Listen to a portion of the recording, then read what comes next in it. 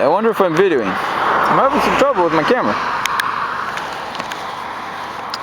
And I've tried to start a story twice already. And not having any luck with this thing staying on. Or maybe I just took pictures. You know, you got like the middle is the video and the up is the camera. So I'm hoping I'm in the middle and you can see what's going on and hear me, because lately I guess I've been talking for like 10 minutes to nobody. I've been trying to tell you about my DA moments, you know, your dumb moments, and I just had one, and I'm having several more apparently because I can't get the camera to stay on. So, alright, back, let's see if it works this time. I'm heading home from work, and I've been enjoying the vlogs of others, and noticing how cool their camera setups are. And I am too cheap to buy a GoPro when I have a perfectly good camera. I figure I just might as well use that. But it doesn't have those cool mounts, and it's bigger and stuff like that, so I'm just trying to adapt it, right? And I thought, well, I'll put it right here on my chin, like those cool guys like Everride and stuff do, you know? It's too big to put on the inside like Ride Victoria. But putting it right here, I thought I could make it nice. And so I had some bungee cords, and I thought I'll just strap it on. Well, little words of advice. Make sure visor down if you're ever going to try to stretch a bungee cord around your helmet. I did not.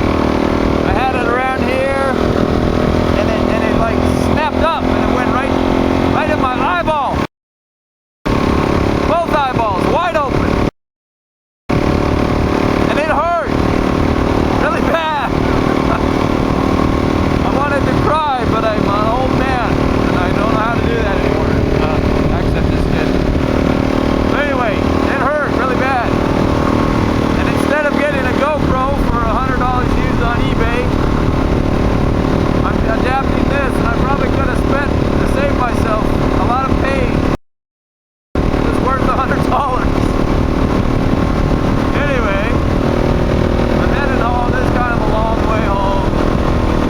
It's been raining a little bit. I don't have a GoPro, so it's not waterproof. I'm hoping you can hear me okay. And I'm on the DRZ today. And normally,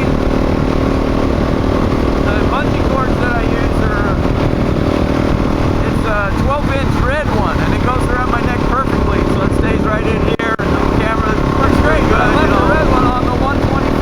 I've got an SP 125 that I brought back from the dead.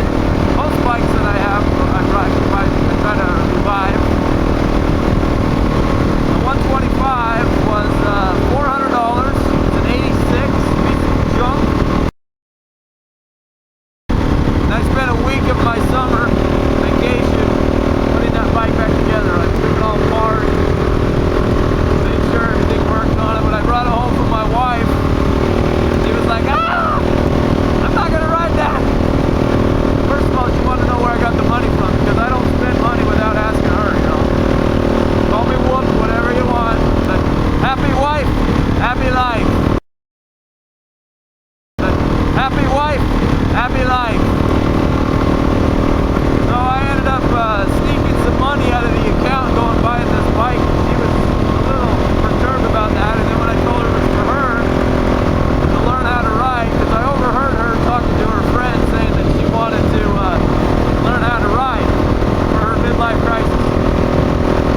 And so I snuck the money, went and bought the bike, brought it home in the back of the truck, and she was like, "What are you doing?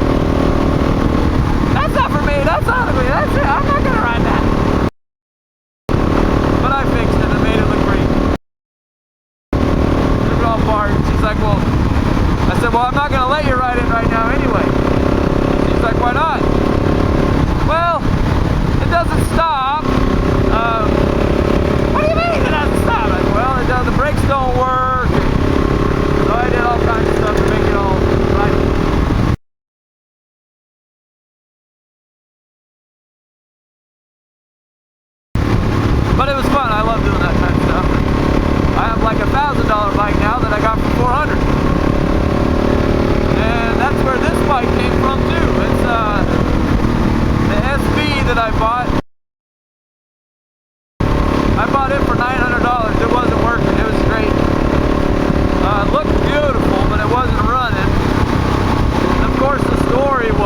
just needed a starter. Anyway, long story short, I gambled on it, and I had to get a new motor for it. But I still, overall, I ended up putting about $2,100 into it total. And got it running. It's a beautiful bike. Everything's in great shape.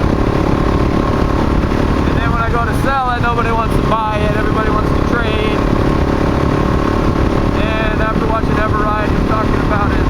I want to get like a 650 KLR, or a actually what I really wanted was a DR 650 Suzuki. But then watched Everride, and he talked about his DRZ versus the KLR. And this guy offered me this DRZ, so I ended up going with it. And he paid me a little cash on top of that. And I'm glad I did, actually, you know. I don't think it was quite a fair trade, but I'm at least riding this, whereas that SB, it was awesome. It was just totally fun bike, but it didn't do what I wanted it. You know, I'd much rather have a bike like this. I kind of just bought it as a project bike to flip and make some money, not to keep. And now I don't have the bike or the money, I just have another bike. But oh well. Like I said, at least I have one that I'm riding, and it's a lot of fun. I need to do some shock work on it. The rear shocks are way too soft. Took it off-road and it was just way too soft. But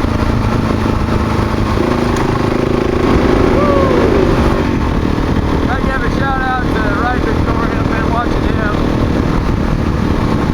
He's a guy like me, older, with kids, out riding dual sport. He's got a Yamaha is how we say here in the South. It says Yamaha. I really like this setup. He's got that GoPro inside his helmet. Check him out if you haven't seen him yet. I'm not the world's best on wheelies. I can get the front end up, but I used to have a Suzuki 350 dual sport that I really enjoyed, and I can ride them okay on that, but I'm not one of these guys that shifts and, you know, keeps going forever and ever. When I was a kid, my friend Kyle and Todd and I, we would ride our bikes. Kyle had a red line.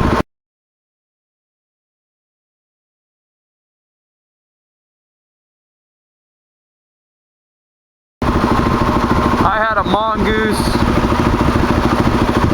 Todd had a white bike. I can't remember what it was. He had all kinds of, like, he had funky rims and stuff. But I can't remember what he rode. Todd, if you ever watch this, you need to tell me what kind of bike that was. But we used to go down to the church parking lot and practice riding wheelies on our dirt bikes, like pedal bikes. And you'd start at the, you go how many parking spaces. You know, you'd start at one parking space and get your wheel up and go for as long as you could.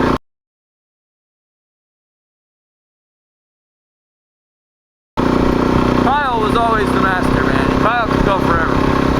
I was okay, Todd was okay. You know, we could hold our own, but man, Kyle would just go from him. Before cable television. And we'd get up, eat breakfast, and go outside and ride our bikes and not come home until it was dark. Living out west, you can do that. Out here, that's a little tougher because they're on the hills. But it's nice having a motor. But out west where it was flat, you know, we would just ride and ride and ride and ride. Just over, just all day. And I called up my mom not too long ago, after I had kids of my own, and I'm like, hey, am I remembering my childhood correctly? Did I, like, leave and never come home until it was dark? She was like, yeah, that was how it was. I'm thinking to myself, there's no way people would let their kids do that nowadays. I would, but my kids are chicken. Well, they're not chicken. They're just more conservative. They're good kids.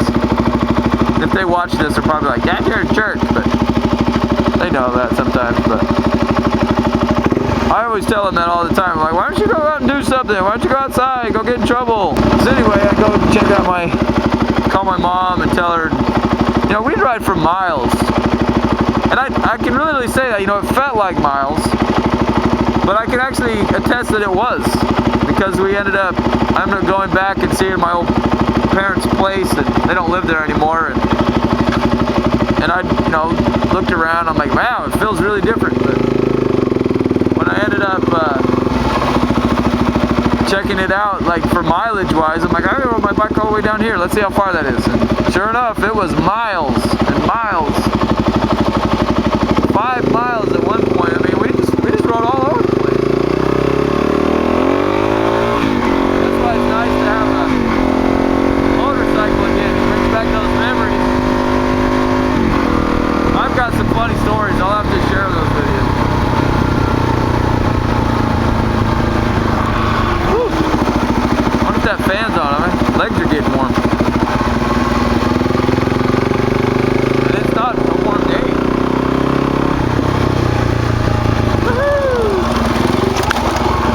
Can't do that on a Sportster.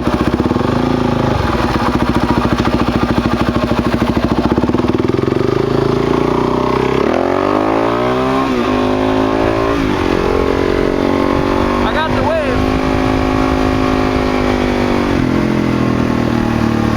A lot of times, you know, those sport guys only wave to other sport guys. Harley guys, of course, you all know the drill with Harley guys. First of all,